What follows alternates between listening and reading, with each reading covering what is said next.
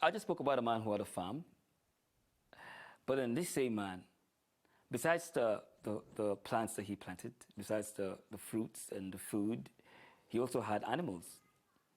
He had sheep, he had goats, he had pigs, and he had a chicken coop.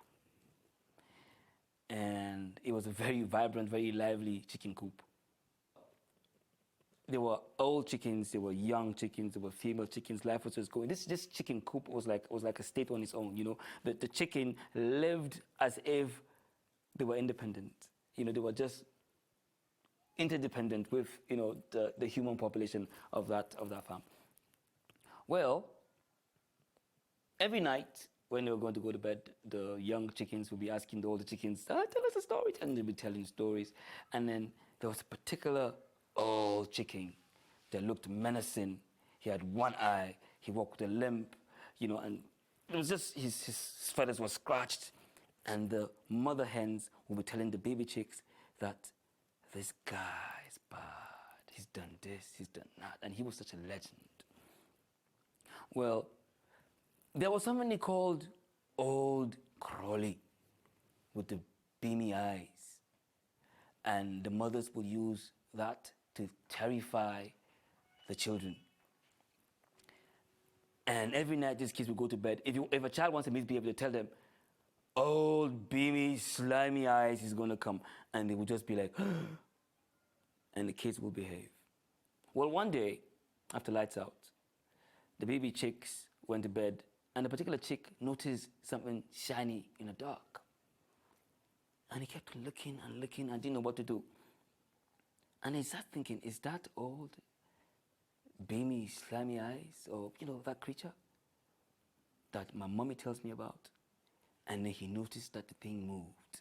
And baby chick burst out in loud squawking, and suddenly the whole coop came alive until the man came and turned on the light, and everybody, all the chicks were just quacking, quack, quack, quack, quack, quack. It was such a raucous.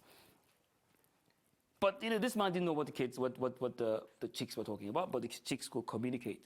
And the little chick was telling his mommy chick, "I saw that slimy thing. Are you sure?" And everybody rushed to this, to the legend of the chicken coop. And he said, "Wow, it's okay. Young chick, come sleep with me." So that night, the baby chick slept beside it. And for like a week, they were free of any trouble. But then some other chick woke up in the middle of the night and the same thing. And that day when they woke up, they realized that some eggs were missing. And the legend of the chicken coop said, yes, another one has returned. Apparently, a few years earlier, he had had a clash with something like that, and he had survived, he had lived to tell the tale. So after a while, this little slimy thing was actually a snake, was a serpent. And the serpent kept on coming, and it was getting bolder and taking more eggs, and even snatching a chick or two. And the whole chicken coop was in disarray. It was like, a northern middle Nigerian village that's been attacked by herdsmen. It's like, what are we going to do? There was panic all over. And it was terrible. So, well, they just kept on thinking of ways. They'll have meetings at night, they'll put up guard. But when that thing came, the guys would be able to do anything. So one day, it wasn't even late. This snake began to be hungry or something and decided to come. It was bolder now. It was just almost eventide, and the thing just came. And every chicken in that coop saw this serpent. And there was massive panic. Everybody was running helter-skelter. And it was just running helter-skelter. And this legend of the chicken coop was thinking, today might be the day I'm going to die. So he says, I have to go and defend these people, these little chickens, because, they're depending on me. So he began to hobble quickly to go to fight this serpent. We all know he couldn't fight it, but he would just had to be the legend.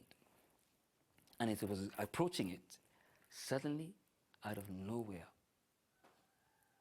something swooped from the sky and then swooped and picked the serpent and flew off. And all the chicks looked up and said, what on earth happened? And that day, the legend told them that what you saw was an eagle. And it was amazing. I said, what? Is he a bird? I said, yes, he's a bird. But he eats what eats us.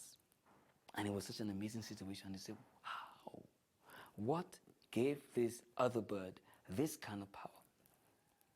Now, I want to talk about perspective. All I'm talking about is perspective. You know, on a level ground, what the chickens were seeing was death. But from the perspective of the eagle, what he saw was food. How are you seeing your problem? How are you visualizing your trouble? Is it looking you in the face? Or are you having an aerial view? Sometimes the key to overcoming problems, because we're going to face problems in life, we're going to see trouble, we're going to see challenges, is to look at a challenge from a position of advantage, to look up, down at it. You might just be able to develop a better perspective to what's your problem, to what challenge it is. It is all about perspective. How do you see what you see? Is your trouble overcoming you? Then you must be on the same level. You must be in the dirt. In the dirt. You need to rise. You need to lift your vision. You need to raise yourself higher. You need to look from a different perspective. You must have a bird eye view, a God view. You must rise up and look down. And then you are able to see things in their actual, or maybe not actual state, but you're able to see things in a state that accords you the advantage. So what's your perspective? Are you a chicken? Are you an eagle? Are you face to face with your fear? Or are you above it? It's your choice.